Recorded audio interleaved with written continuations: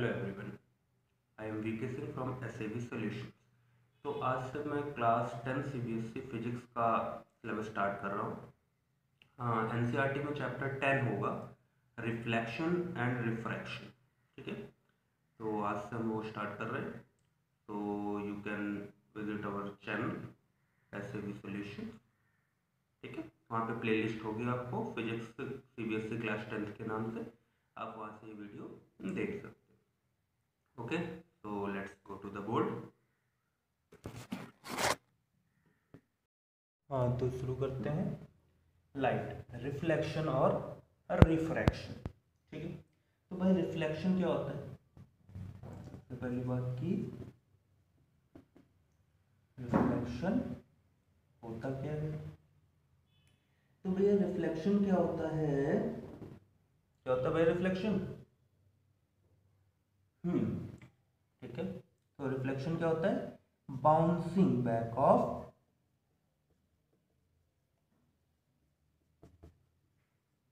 Light. क्या होता है reflection? Bouncing back of light is known as reflection. मतलब मान लीजिए हमारे पास कोई सरफेस था, मान लीजिए प्लेन मिरर था, इसके बारे में हम लोगों ने पहले भी पढ़ा था। हमारे पास लाइट रे आई और बाउंस बैक होके चली गई, तो हम क्या बोलेंगे इसको? रिफ्लेक्शन हुआ। यहाँ पे क्या हुआ? रिफ्लेक्शन। ठीक है, अब रिफ्लेक्शन के लिए हमने बोला ये सरफेस से टकरा के चली गई। ठीक है, तो अब ये सरफेस से टकरा के चली गई और अगर हम इसको हाईली पॉलिश कर देते हैं तो यही सरफेस हमारी क्या बन जाती है? इसको हम क्या कहने लगते हैं? मिरर कहते हैं। सुना होगा, मिरर क्या होता है? पीछे से पॉलिश्ड सरफेस होता है। ठीक है, ये मिरर हो गया। ठीक है, अब हमारी जो लाइट होती है, ठीक है, ये कुछ लॉज फॉलो करती है, उसी को हम क्या कहते हैं? Laws of reflection.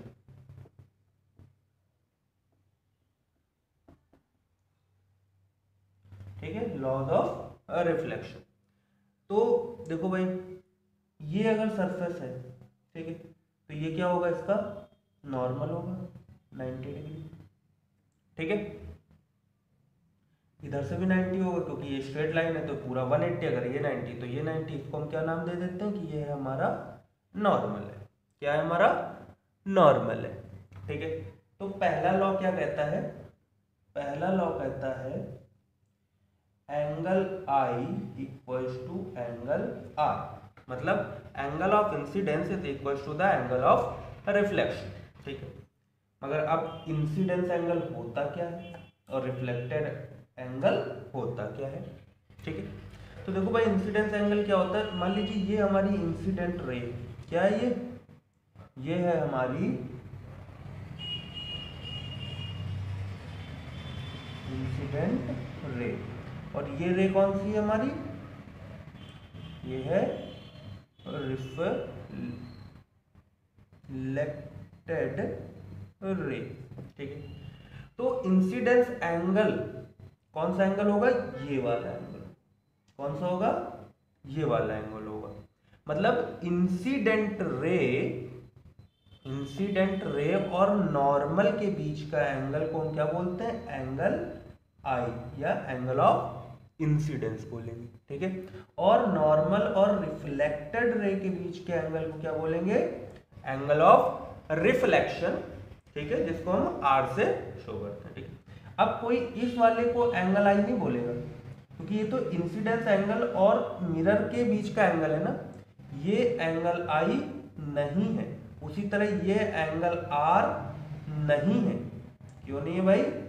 क्योंकि हमने क्या बताया? एंगल ऑफ इंसिडेंस किसके बीच का होता है? इंसिडेंट रे और नॉर्मल के बीच के एंगल को हम क्या कहते हैं? Angle of incidence. और एंगल ऑफ रिफ्लेक्शन क्या होगा? नॉर्मल और रिफ्लेक्टेड रे के बीच का एंगल क्या हो जाएगा? Angle of reflection. ठीक है, तो लॉ पहला क्या कहता है? Angle of incidence is equal to angle of reflection. ठीक है, दूसरा लॉ हमारा क्या कहता है कि incident ray, reflected ray and normal. ठीक है, कौन सा? ये वाली इंसिडेंट रे, ये वाली रिफ्लेक्टेड रे, और ये नॉर्मल। अब ये नॉर्मल पूरा भी बना सकते हैं, इतना भी बना सकते हैं। तो ये normal lie in a same plane, lie in a same plane, ठीक है। और ये जो एंगल, ये दो लॉ है रिफ्लेक्शन के, ठीक है, ये दोनों मतलब ये हर जगह एप्लीकेबल है। ये दोनों लॉ जहां कहीं भी रिफ्लेक्शन हो रहा होगा, जहां कहीं भी रिफ्लेक्शन हो रहा होगा वहां पे ये लॉ एप्लीकेबल है, ठीक है। अब जैसे कि हमने बात की अभी मिरर की, ठीक है, तो अभी तक हम लोग प्लेन मिरर के बारे में जानते थे, ठीक है। एक और मिरर होता है जिसको हम किस नाम से जानते हैं भाई? Spherical mirror. किस नाम से जानते हैं? इस इधर लिख देते हैं सही से, किस नाम से जानते हैं भाई? स्फेरिकल मिरर, ठीक है। दिख रहा होगा आई होप आप लोगों को, ठीक है। तो अब स्फेरिकल मिरर भी दो टाइप के होते हैं, ठीक है। कौन कौन से? कॉनकेव मिरर और दूसरा कॉन्वेक्स मिरर, ठीक है। अब कॉनकेव मिरर और कॉन्वेक्स मिरर क्या होते हैं भाई? ठीक है, अब देखो हमने क्या बताया, ये स्फेरिकल मिरर होते हैं, ठीक है। क्या है? Spherical mirror. प्लेन मिरर तो आप सब लोग जानते होंगे, ठीक है, क्लास 9th में भी हम लोग पढ़ चुके हैं। अगर आपको नहीं पता है तो कोई बात नहीं, हम लोग इसकी वीडियो फिर आगे बना देंगे, आप कमेंट कर दीजिएगा, ठीक है। चलिए, तो कॉनकेव मिरर क्या होता है भाई?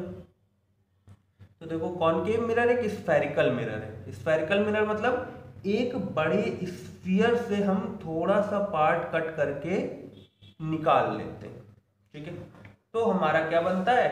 स्फेरिकल मिरर बनता है, ठीक है। अब ये दोनों ही स्फेरिकल है, मतलब दोनों ही स्फीयर का पार्ट है, ठीक है, पर दोनों में डिफरेंस क्या है ये हम अभी जानेंगे, ठीक है। तो ये इरेज कर देते हैं, इसके बाद हम लोग देखते हैं कि स्फेरिकल मिरर में, कॉनकेव मिरर और कॉन्वेक्स मिरर में क्या अंतर है, ठीक है। हाँ, तो हम देख रहे थे स्फेरिकल मिरर, ठीक है।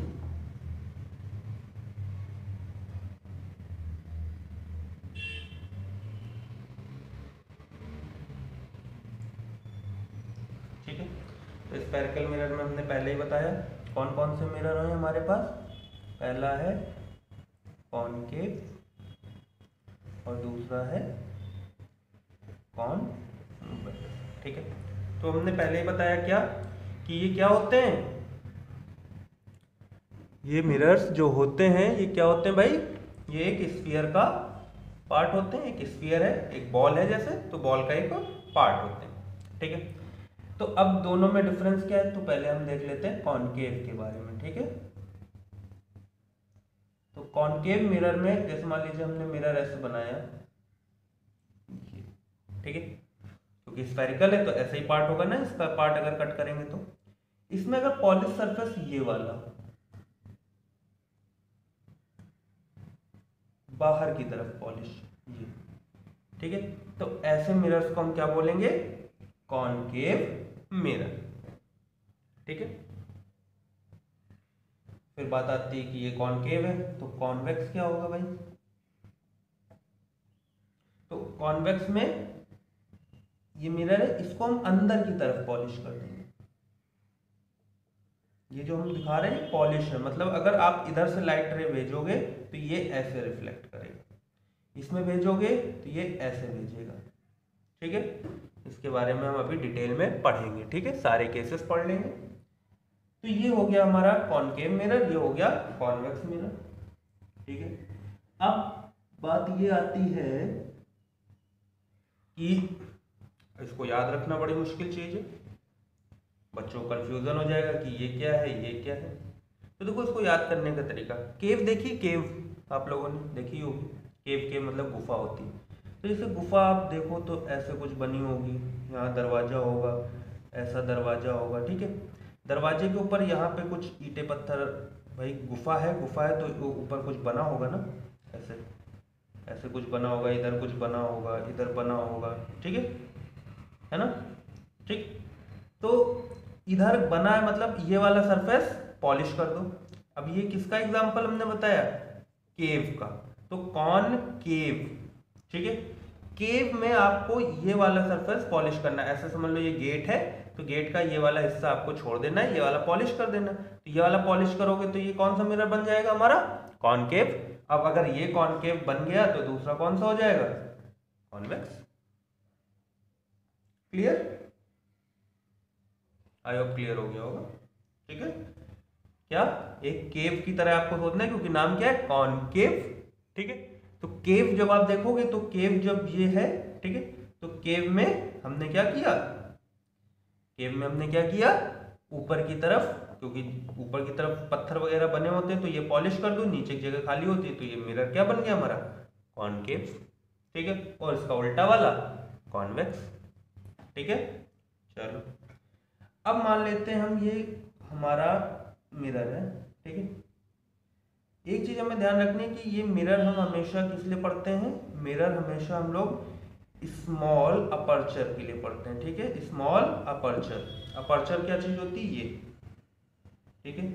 हम स्मॉल अपर्चर के मिरर्स पढ़ते हैं, हमें ऐसा इतना बड़ा मिरर नहीं लेना है, ठीक है। हमें इतना बड़ा मिरर नहीं लेना है, हम छोटा मिरर लेते हैं स्मॉल अपर्चर, ठीक है। तो मान लीजिए हमारा, हम पहले कॉनकेव की बात कर रहे हैं, ठीक है।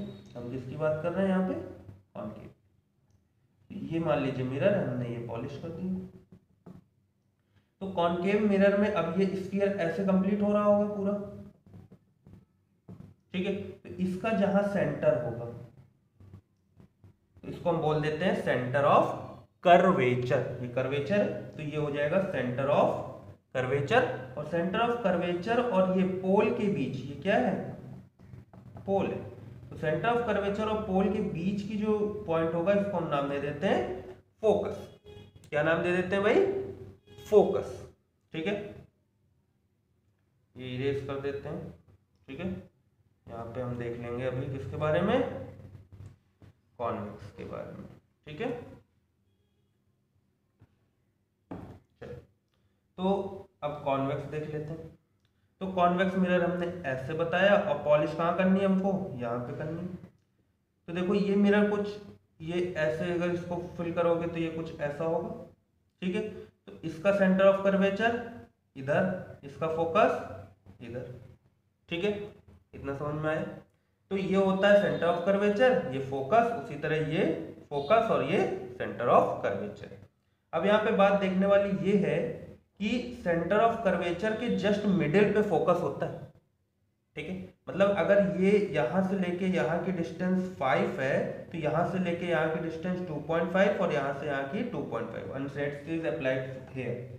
अगर ये पूरा 10 है तो ये आधा 5, ये आधा, तो focus is just between the centre of curvature and pole, ठीक है। अब सेंटर ऑफ कर्वेचर हमने देख लिया, फिर आती बात रेडियस ऑफ कर्वेचर की, कि रेडियस ऑफ कर्वेचर क्या होता है भाई। तो पोल और सेंटर ऑफ कर्वेचर के बीच की जो डिस्टेंस होती है इसी को हम क्या बोलते हैं, रेडियस ऑफ कर्वेचर, ठीक है। तो रेडियस ऑफ कर्वेचर को मान लो r से हम डिनोट कर लेते हैं, ठीक है। फिर बात आती है फोकल लेंथ किसको कहते हैं, ठीक है। तो पोल और फोकस के बीच की दूरी क्या हो जाएगी, फोकल लेंथ, और यहां से ये यहां तक सेंटर ऑफ कर्वेचर के बीच की दूरी r हो जाएगी, ठीक है। तो फोकस क्या होता है, अभी बताया था r का आधा, तो r/2, इसी को हम f को क्या बोल देते हैं, फोकल लेंथ। क्या बोल देंगे भाई, फोकल लेंथ, ठीक है। तो f is equal to r/2 हो जाता है, ठीक है। और फोकल लेंथ क्या होती है, पोल और फोकस की बीच की डिस्टेंस, और रेडियस ऑफ कर्वेचर क्या होगा, यहां से सेंटर ऑफ कर्वेचर के बीच की दूरी, जैसे सर्कल में होता है सेम वैसे, ठीक है। चलो आगे बढ़ते हैं। हाँ तो अब हम देखेंगे पहला क्या था हमारा, कॉनकेव मिरर को डिटेल में देखते हैं। ठीक है, तो क्या कॉनकेव मिरर को डिटेल में, तो अभी हमने बताया कॉनकेव मिरर कैसा होगा भाई, ऐसा होगा, इधर की पे पॉलिश होगा हमारा, ठीक है, इधर पे हमारा पॉलिश हो जाएगा, ये हमारी हो जाएगी प्रिंसिपल एक्सिस। क्या हो जाएगी, प्रिंसिपल एक्सिस। प्रिंसिपल एक्सिस हो जाएगी तो यहाँ पे पोल हो जाएगा, यहाँ कहीं फोकस हो जाएगा और यहाँ कहीं सेंटर ऑफ कर्वेचर। ठीक, तो आपकी बुक में जैसा कि आप देख रहे होंगे इसके 6 केसेस हैं। ठीक है, अलग अलग पोजीशन ऑफ ऑब्जेक्ट के हिसाब से इमेज कहाँ बनेगी, उसका नेचर क्या है, उसका साइज क्या है, इस पे 6 केसेस होते हैं। ठीक है, तो 6 केसेस आपको याद नहीं करने, ठीक है, डोंट वरी अबाउट दैट, काफ़ी टफ भी हो जाएगा आपके लिए याद करना। एक सिंपल ट्रिक मैं बता देता हूँ। ठीक है, बस आपको 2-3 चीज़ें याद रखनी। क्या याद रखना है, तो पहली चीज आपको क्या याद रखनी है कि any line parallel to principal axis, क्या, any line parallel to principal axis after reflection pass through focus. ठीक है, तो पहला पॉइंट क्या याद रखना है, any line parallel to the principal axis after reflection passes through the focus. ठीक है, चलो, हाँ, तो एक चीज ध्यान रखना है कि ये हम अभी कॉनकेव मिरर की बात कर रहे हैं, कॉन्वेक्स के लिए ये सेम केस नहीं होगा। ठीक है, कॉन्वेक्स के लिए कुछ अलग होगा, वो हम जब वो पढ़ेंगे तब देख लेंगे। अभी के लिए क्या है, कॉनकेव मिरर के लिए any line passing parallel to the principal axis after reflection passes through the focus, पहला पॉइंट। दूसरा क्या है, any line passing through focus. ठीक है, any line passing through focus after reflection parallel to the principal axis. क्या, any line pass, अब ये line ऐसे भी जा सकती थी तो ये हो जाएगा। ठीक है, ऐसे जाएगी तो ये हो जाएगा। ठीक है, और हमेशा मिरर में पाथ को लाइट क्या करती है, रिट्रेस करती है। ठीक है, तो शायद आईसीएससी बोर्ड में एक टॉपिक भी दिया है पर सीबीएसई में ऐसा है नहीं, तो जब आईसीएससी हम लोग देखेंगे तो हम वहां पे भी देख लेंगे। ठीक है, आईसीएससी का भी लेके आएंगे कोर्स, डोंट वरी। ठीक है, तो क्या है कि कोई भी light ray passing through focus after reflection it's become parallel to the principal axis. ठीक है, और तीसरा point, any line passing through the center of curvature, any line passing through the center of curvature after reflection it retraces its path। ठीक है, ऐसे जा रही है, अपने पाथ को रिट्रेस कर लेगी। ठीक है, अगर सेंटर ऑफ कर्वेचर से कोई भी लाइट रे पास हुई है तो वो अपने पाथ को रिट्रेस कर लेगी। ठीक है, तो बस आपको यही 3 याद रखने हैं पॉइंट कि any line passing parallel to the principal axis after reflection passes through the focus, any line passing through the focus after reflection it becomes parallel to the principal axis, and any line passing through the centre of curvature retraces its path या bounce back retracing its path. तो ये 3 आपको याद रखने हैं, और एक तो आपको पता ही है क्या, कि अगर मान लीजिए कोई लाइट रे ऐसे जा रही है, हाँ चलिए एक चीज और देख लेते हैं। प्लेन मिरर था तो हम पॉइंट ऑफ कांटेक्ट पे ऐसे नॉर्मल बना लेते थे, सिंपल 90 डिग्री पे हमने नॉर्मल बना लिया था, पर यहाँ पे हम नॉर्मल कैसे बनाए, है ना, सबसे बड़ा प्रश्न, कैसे बनाए मैंने नॉर्मल। तो देखो नॉर्मल क्या होता है पता है, कोई भी मिरर है तो हमको जिस पॉइंट पे नॉर्मल चाहिए उस पॉइंट को सेंटर ऑफ कर्वेचर से ज्वाइन कर दीजिए और वही हमारा नॉर्मल हो जाता है। ठीक है, क्या होता है भाई, कोई भी पॉइंट जहां पे हमें नॉर्मल चाहिए, यहाँ पे नॉर्मल चाहिए, इसको सेंटर ऑफ कर्वेचर से जोड़, ये नॉर्मल हो गया। अब नॉर्मल है तो एक लॉ जो हमने पहले पढ़ा था क्या, कि angle of incidence is equal to angle of reflection ये यहाँ पे भी फॉलो करेगा, ठीक है, ये यहाँ पे भी फॉलो करेगा, ठीक है। तो आप ये 3 चीजें याद रखिए खाली, ठीक है। बाकी इसके 6 केसेस के साथ हम नेक्स्ट वीडियो में मिलते हैं आपसे, और वहां पे फिर कॉन्वेक्स के भी 2 केसेस होते हैं वो भी डिस्कस कर लेंगे, ठीक है। Till then bye bye, take care.